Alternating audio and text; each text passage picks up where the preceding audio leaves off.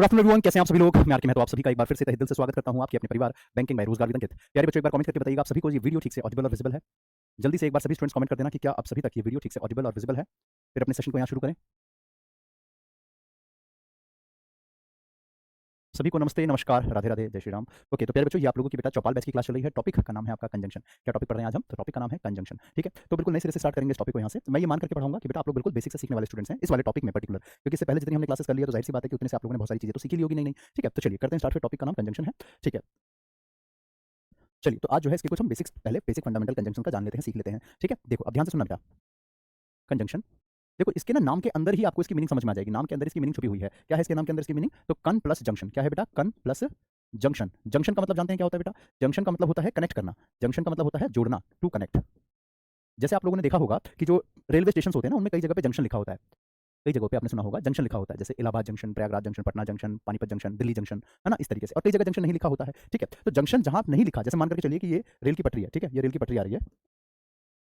ठीक है, मान लो यहाँ स्टेशन आया, यहाँ स्टेशन आया, यहाँ स्टेशन आया, यहाँ तक जंक्शन नहीं है, लेकिन यहाँ पे आकर के जंक्शन है। ठीक है, ये कोई जंक्शन है, मान लो पानीपत जंक्शन है, तो यहाँ का मतलब ये है कि इसके आगे कई और अलग अलग डायरेक्शन के लिए लाइनें कटेगी, मतलब यहाँ से और भी अलग अलग डायरेक्शन के लिए लाइनें जा रही होगी। ठीक है, तो यहाँ से जो है इसको जंक्शन कहा जाएगा, इसी को जंक्शन कहा जाता है। मेरी बात सबको समझ में आ रही है? हाँ या ना, कमेंट करके बताइएगा। ठीक है, तो इसी को कहा जाता है जंक्शन, यानी कि ऐसी जगह जहाँ से सब कुछ जुड़ता है, जहाँ पे सब कुछ कनेक्ट होता है। ठीक है बेटा? हाँ बिल्कुल। चलो, तो अब मेरे प्यारे बच्चों, आपको ये तो समझ में आ गया कि जंक्शन का मतलब होता है टू कनेक्ट समथिंग। लेकिन अब सवाल ये है कि सर ये जोड़ेगा किसको, है ना? यहाँ पे ये तो हमें समझ में आ गया कि जंक्शन का मतलब होता है जोड़ना, टू कनेक्ट समथिंग। लेकिन अब सवाल ये है सर कि what to connect, what to connect, भाई जोड़ेगा किसको? What to connect. ठीक है, अब यहाँ पे किसको जोड़ेगा? वर्ड को जोड़ेगा या नाउन को जोड़ेगा या सिर्फ एडजेक्टिव को जोड़ेगा या प्रीपोजिशन को जोड़ेगा? किसको जोड़ेगा वो भी तो जानना जरूरी है। तो चलिए पहले सेंटेंस कुछ देखते हैं, उसके बाद ही समझ में आएगी चीजें। तो एग्जांपल से स्टार्ट करते हैं। ठीक है, जैसे कि मेरे साथ उतारना बेटा, सारे बच्चे एक बार मेरे साथ नोट करते रहना। जैसे मैंने कहा कि Pankaj and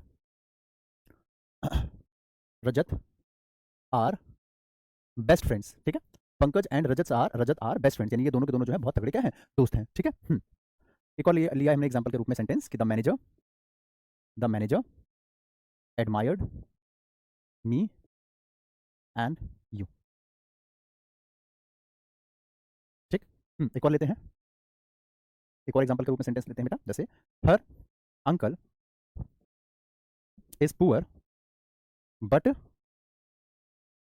honest. Her uncle is poor but honest. Her uncle is poor but honest. अगला, रजत स्पोक लाउडली एंड क्लियरली, यानी कि बड़ी उसने लाउडली बोला और बहुत ही क्लियरली बोला उसने। अगला, जतिन लाइक्स क्रिकेट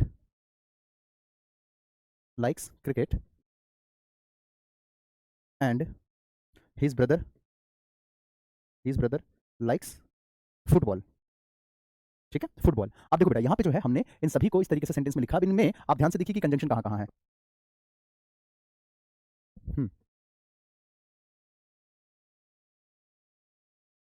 हम्म चलो देखो बेटा, बातचीत मत करना, हमारे स्ट्रीमर जी आपको निकाल देंगे ग्रुप से, मतलब कमेंट बॉक्स से। चुपचाप रहो क्लास में। चलो, तो Pankaj and Rajat are best friend. अब ध्यान से देखना बेटा, इन सभी में हमारे पास एडजेक्टिव या कंजंक्शन मतलब किस किस को जोड़ रहा है बेसिकली, आप वो चीज़ को समझना। देखो यहाँ पे हमारे पास कंजंक्शन क्या है बेटा? तो एंड है। ठीक है, अब इसके आगे और पीछे चेक करो, आगे और पीछे चेक करो। तो इसके आगे लिखा है पंकज, जो कि नाउन था हमारा, हाँ कि ना? यहाँ पे क्या है? रजत, ये नाउन है। तो हमने देखा कि यहाँ पे कंजंक्शन ने किस किस को जोड़ा? Noun to noun. यहाँ पे आ जाओ, तो यहाँ पे आपके पास जैसे आपके पास एंड लिखा हुआ है, अगेन इस बार किस किस को जोड़ रहा है बेटा? तो प्रोनाउन टू प्रोनाउन, हाँ कि ना? Me and you pronoun to pronoun है। वैसे ही और आगे चलो, हर अंकल इज पुअर, उसके अंकल जो है बड़े बहुत पुअर हैं लेकिन ऑनेस्ट भी हैं, ईमानदार हैं। ठीक है, गरीब है लेकिन ईमानदार हैं। तो यहाँ पे आप देख सकते हैं बट लिखा है, तो यहाँ पे पुअर और ऑनेस्ट इन दोनों को देखिए। तो यहाँ पे आपके पास ये पुअर होना क्या है? विशेषता एडजेक्टिव है, और आपका ऑनेस्ट भी क्या है? तो आपका ये भी विशेषता बता रहा है, तो ये एडजेक्टिव है। तो बेसिकली आपने क्या देखा कि ये इक्वल जोड़ रहा है, नाउन को नाउन से, प्रोनाउन को प्रोनाउन से, एडजेक्टिव को एडजेक्टिव से, है ना? इस तरीके से चीजों को जोड़ता है। तो यहाँ पे हाँ, नाउन प्रोनाउन में क्रॉस रिलेशन हो सकता है, अभी बताता हूँ आपको। देखो, तो यहाँ पे आप किस किस को ये जोड़ रहा है? तो noun to noun, noun to noun, pronoun to pronoun, pronoun to pronoun. Noun के केस में ये आगे पीछे हो सकता है, नाउन टू प्रोनाउन भी हो सकता है और प्रोनाउन टू नाउन भी हो सकता है। ठीक है, इसमें ध्यान रखना, ये आगे पीछे चल जाएगा, कोई दिक्कत नहीं है। ठीक है, अच्छा, adjective to adjective, adjective to adjective, verb to verb, verb to verb. ठीक है, वैसे ही आपका adverb to adverb, adverb to adverb, clause to clause. अब आप लोग पूछेंगे सर ये क्लॉज क्या बोला आपने, तो समझ ही नहीं आया। बताता हूँ बेटा, सब बताऊंगा, बिल्कुल परेशान मत होइए। ठीक है, देखो देखो मैं समझाता हूँ।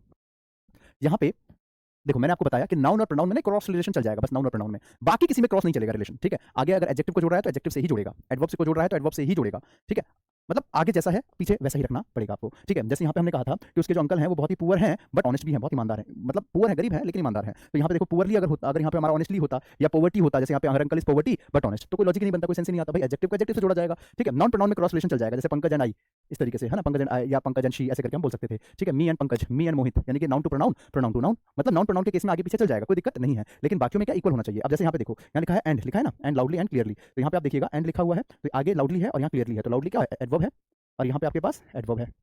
दोनों साइड हुआ ना, एक जैसा बराबर हुआ कि नहीं हुआ, यानी कि दोनों तरफ ये एक ही होना चाहिए। जैसे यहाँ पे आ जाओ, जतिन लाइक्स क्रिकेट, यहाँ से यहाँ तक एक क्लॉज है, जतिन को क्रिकेट पसंद है, यहाँ से यहाँ तक एक क्लॉज है। हिज ब्रदर लाइक्स फुटबॉल, यहाँ से यहाँ तक एक क्लॉज है। किससे जुड़ा बेटा ये हमारा, तो एंड से जुड़ रहा है, तो आपका क्लॉज टू क्लॉज जुड़ा कि नहीं जुड़ा भाई, दोनों तरफ हमारा क्लॉज आया कि नहीं आया, ठीक है। तो हमने क्या सीखा बेटा यहाँ पे, तो हमने ये सीखा कि दोनों साइड इक्वल होना जरूरी है। नाउन को नाउन से, प्रोनाउन को प्रोनाउन से जोड़ता है, लेकिन नॉन प्रोनाउन में चल सकता है, इंटर रिलेशन चल सकता है, लेकिन और किसी में नहीं।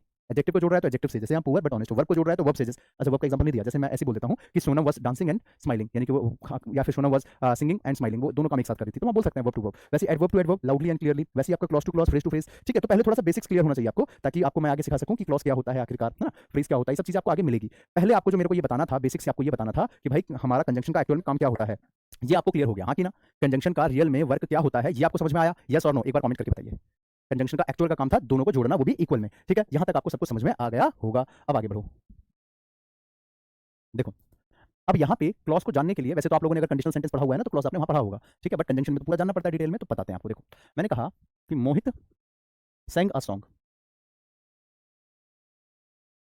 दूसरा, दूसरा किसका एग्जांपल ले लें, सोनम का, चलिए सोनम बोला। देखो इफ सोनम सिंग्स, या if Sonam rights beautifully,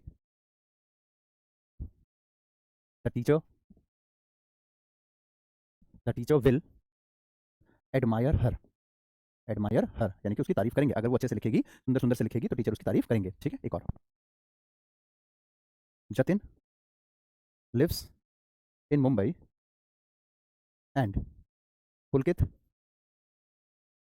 lives in Delhi, ठीक है।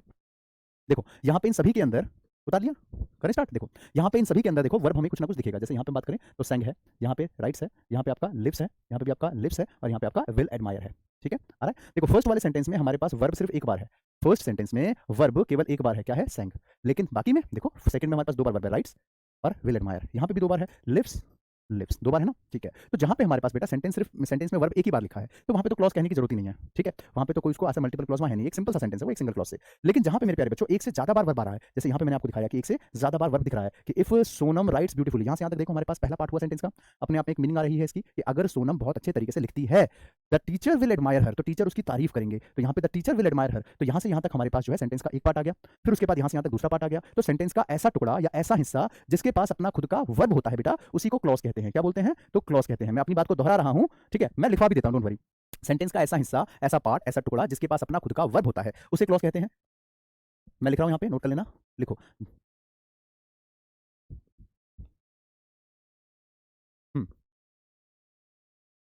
लिखो, the part of a sentence, the part of a sentence having having its on verb, having its on verb is called clause, ठीक है, इज कॉल्ड क्लॉज। सेंटेंस का वह हिस्सा जिसके पास अपना खुद का वर्ब हो, उसे क्लॉज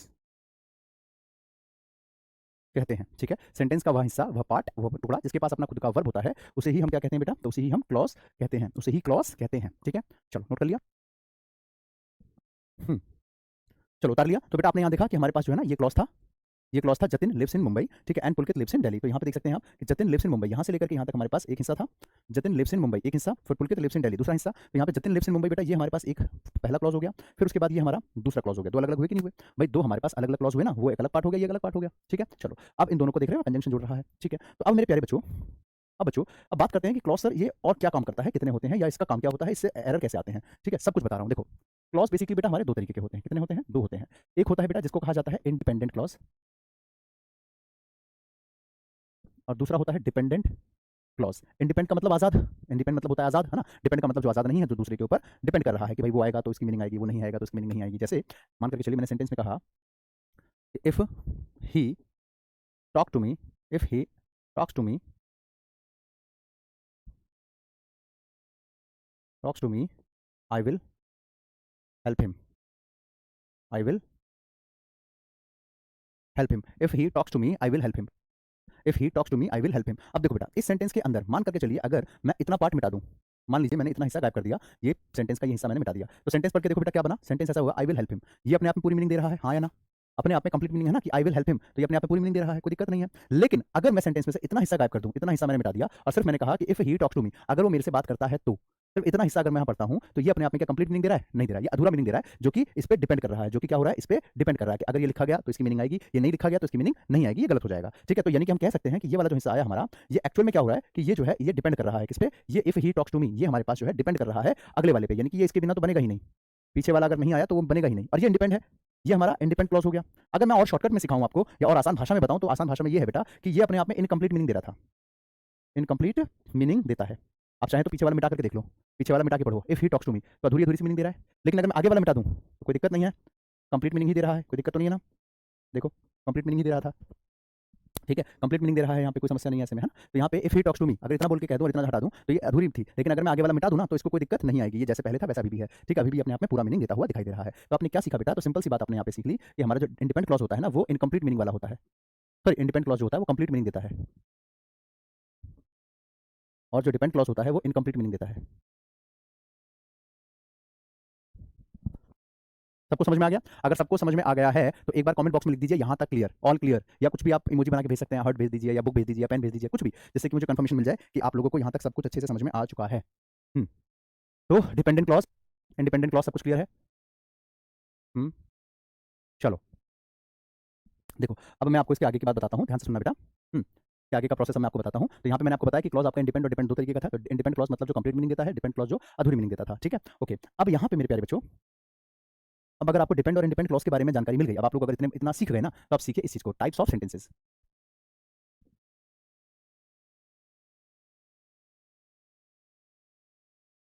देखो, तीन टाइप के बेसिकली बेटा हमारे पास सेंटेंस होते हैं, कौन कौन से? एक होता है सिंपल सेंटेंस, दूसरा होता है बेटा कंपाउंड सेंटेंस, ठीक है, और तीसरा होता है complex sentence,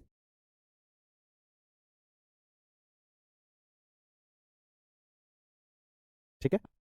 simple, compound, complex, simple, compound और कॉम्प्लेक्स सेंटेंस, ठीक है। देखो सिंपल सेंटेंस कौन सा होता है बेटा? सिंपल सेंटेंस का मतलब होता है जहां पे एक अकेला इंडिपेंडेंट क्लॉज लिखा हुआ दिखाई दे, उसे सिंपल सेंटेंस कहते हैं।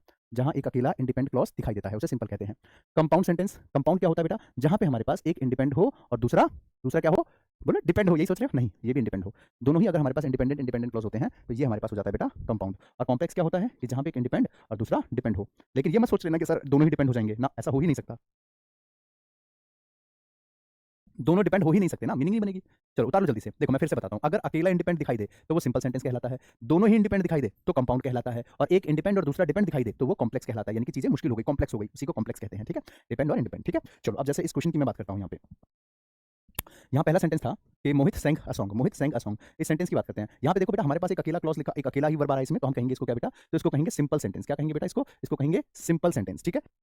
सेकंड की बात करते हैं, तो सेकंड जो है बेटा हमारे पास, ये आगे वाला जो हिस्सा है वो डिपेंड कर रहा है इसके ऊपर, कर रहा है ना भाई, वो डिपेंड हो रहा है अगले वाले के ऊपर, ठीक है। तो ये हमारे पास हो गया डिपेंडेंट क्लॉज, और ये वाला जो पार्ट है द टीचर विल एडमायर हर, ये हो गया हमारे पास इंडिपेंडेंट क्लॉज। कौन सा बेटा? तो इंडिपेंडेंट क्लॉज, वो डिपेंडेंट और ये इंडिपेंडेंट, तो यहाँ पे डिपेंड और इंडिपेंडेंट बन गया, इसका मतलब ये हो गया हमारे पास कॉम्प्लेक्स, हाँ कि ना, ये हो गया हमारे पास कॉम्प्लेक्स सेंटेंस। तीसरे की बात करते हैं, तो Jatin lives in Mumbai and Pulkit lives in Delhi, तो Jatin lives in Mumbai, Pulkit lives in Delhi, तो यहाँ पे देखो ये हमारे पास पूरी मीनिंग दे रहा है, ये पूरी मीनिंग दे रहा है, तो ये हमारे पास आ गया बेटा कंपाउंड।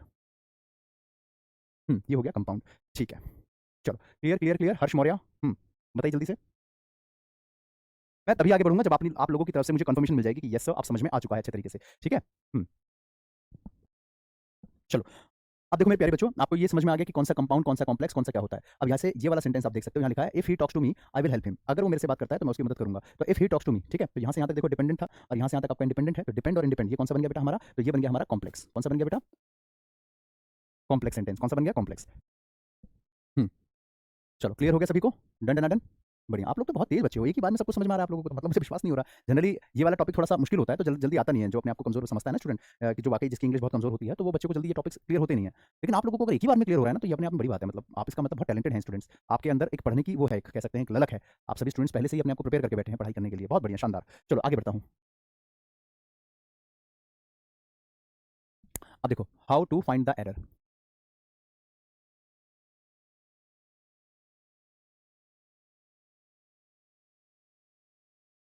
उतारो।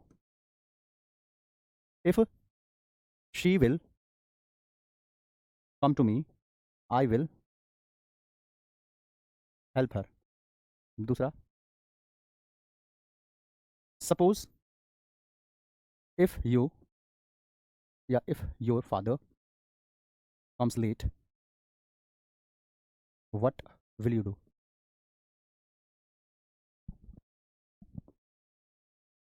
इन case it will rain, I will not go anywhere. Next,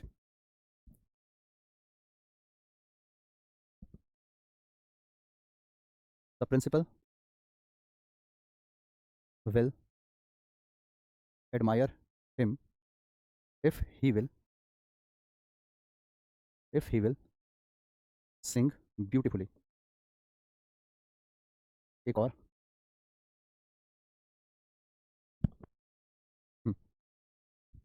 when Sonam will be 30, most of her friends will be above 35. चलो उतारो। हम्म हाँ बेटा, बिल्कुल गोली, करो करो करो। मैंने कहा ना आपको बेटा, ये आपका जो है कंडीशनल सेंटेंसेस के अंदर ये टॉपिक मिला होगा बिल्कुल।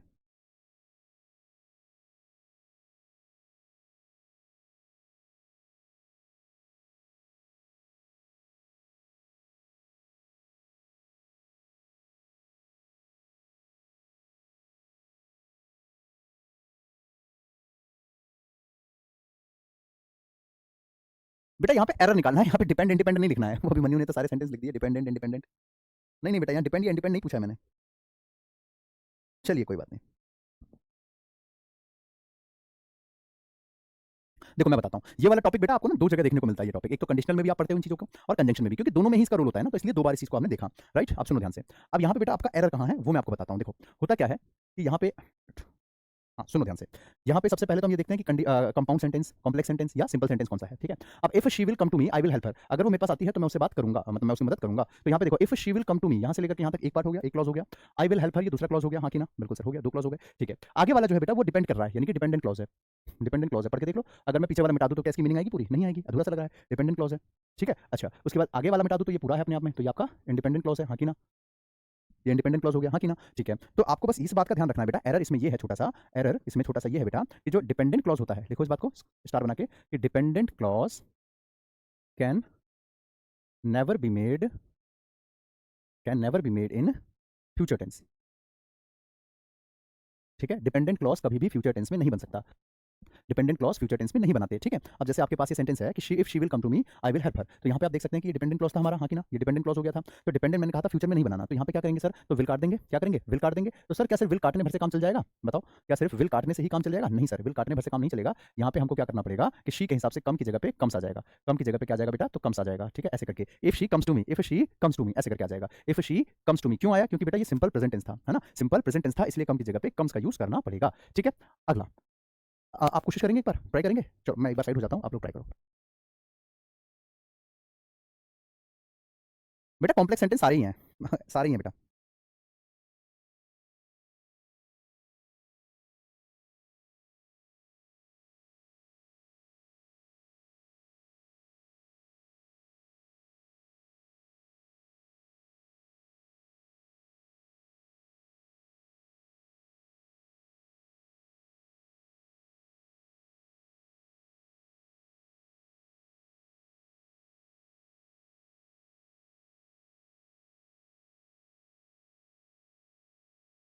चलो ठीक है, बढ़िया। देखो हाँ, suppose if your father comes late what will you do. Suppose if your father comes late what will you do, कैसे करना होगा बेटा इसको यहाँ पे। चलो पहले इजी वाले निपटा लेते हैं, आसान वाले, फिर इसको हम इसके आगे करेंगे, ठीक है। इन केस इट विल रेन, देखो बेटा यहाँ पे इन केस लिखा है, जरूरी नहीं है कि यहाँ पे आपका इफ ही मिलेगा, ऐसा ही नहीं है। इफ ही मिलेगा ये कोई जरूरी नहीं होता है, आपका इफ की जगह पे वैन, अंटिल, अनलेस, सपोज, है ना, कई सारे आ सकते हैं। तो यहाँ पे आपका इन केस ये भी तो हमारे पास एक कंडीशन बता रहा है, भाई पीछे का पार्ट हटा दो, इन केस इट विल रेन, अगर बारिश हुई, अगर ही तो मीनिंग आ रही ना, अगर बारिश हुई, ठीक है। तो यहाँ पे आपके पास बेटा कंडीशन डिपेंडेंट क्लॉज है, तो विल कट जाएगा, विल अगर कट गया तो रेन की जगह पे रेन्स हो जाएगा। इन केस इट रेन्स क्या हो जाएगा, in case it rains, in case it rains, ऐसे करके, ठीक है। अगला है the principal will admire him if she will sing beautifully, the principal will admire him if she will sing beautifully, ठीक है। अब देखो बेटा यहाँ पे हमारे पास जो है ये उल्टा हो गया, इस बार सेंटेंस ना आगे पीछे हो गया, मतलब हमने क्या किया, डिपेंड क्लॉज अभी तक आगे आ रहा था, ध्यान से देखिए, डिपेंडेंट क्लॉज अभी तक हम आगे लिख रहे थे लेकिन इसमें उल्टा कर दिया, यहाँ से यहाँ तक एक पार्ट है, यहाँ से यहाँ तक दूसरा पार्ट है, ठीक है। इस बार हमने क्या किया, डिपेंडेंट को पीछे लिख दिया और इंडिपेंडेंट को आगे लिख दिया, ठीक है। तो अब हमें इससे फर्क नहीं पड़ता कि वो आगे था पीछे था, हमें इतना पता है कि डिपेंडेंट क्लॉज जहां पे भी लिखा होगा ना वो फ्यूचर में नहीं होगा। तो आपका देखो डिपेंडेंट क्लॉज पीछे वाले में लिखा है ना, पीछे वाले में लिखा है, तो यहाँ पे बेटा पीछे वाले में लिखा है, तो हमको इसके हिसाब से क्या करना पड़ेगा, तो आपका विल कट जाएगा और सिंग की जगह पे सिंग्स हो जाएगा, क्या हो जाएगा, सिंग की जगह पे सिंग्स हो जाएगा, if he sings beautifully, if he sings beautifully, ठीक है। चलिए हाँ सिया टेलीग्राम पे पूछ लीजिएगा बेटा, अगर एक्स्ट्रा कुछ एडिशन बात है तो बिल्कुल, ठीक है। फिर बातचीत नहीं यहाँ पे, तो यहाँ पे आ जाएगा इफ ही सिंग्स ब्यूटीफुली। अगला वैन सोनम विल बी 30, चलो इस क्वेश्चन को पहले निपटा लेते हैं। देखो यहाँ पे है suppose if your father comes late what will you do, suppose if your father comes late what will you do. देखो यहाँ पे सपोज और इफ एक साथ लिखे हैं, कई बार ऐसा होता है ना, हम हिंदी में बोलचाल में भी कई बार गलतियां करते हैं, ऐसे बोलते हैं सोचो अगर, सोचो अगर तुम सोचो अगर तुम्हारे पास 1 करोड़ रुपए हो या 10 करोड़ रुपए हो, या सोचो अगर तुम राजा बन जाओ, सोचो अगर तुम ऐसा हो जाओ तो तुम क्या करोगे, तो बोलते हैं ना सोचो अगर। तो सोचो और अगर एक साथ नहीं कहना चाहिए कभी भी, या तो बोलो सोचो